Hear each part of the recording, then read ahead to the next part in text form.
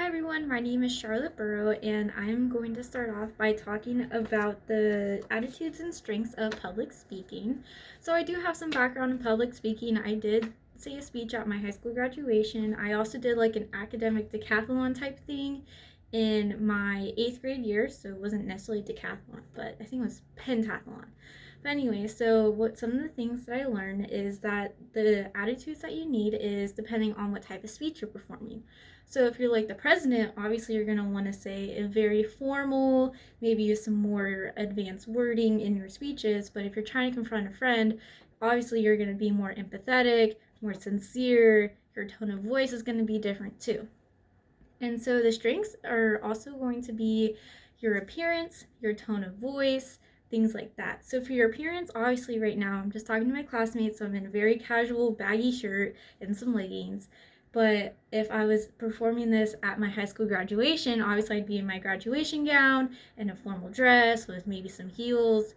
And then with also, if you have something stuck in your tooth, like a piece of lettuce, you're not going to want to have that, because then everyone's going to not hear your speech and be like, oh my God, Susan, did you see what she had in her tooth? It was lettuce. I couldn't take my eyes off of it. So that's also very important.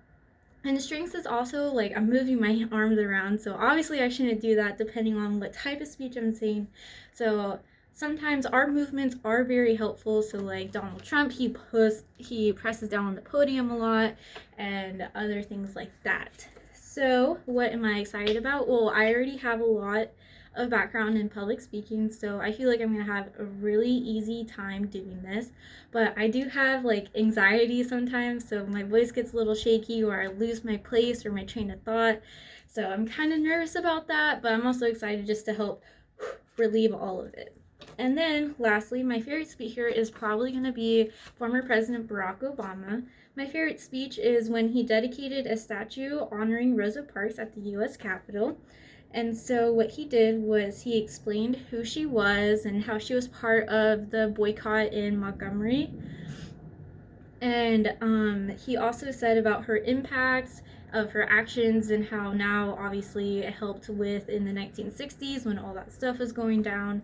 And the quote at the very end is very important to me. It says, "This statue belongs in this hall to remind us, no matter how humble or lofty our position, just what it is that leadership requires, just what citizenship requires."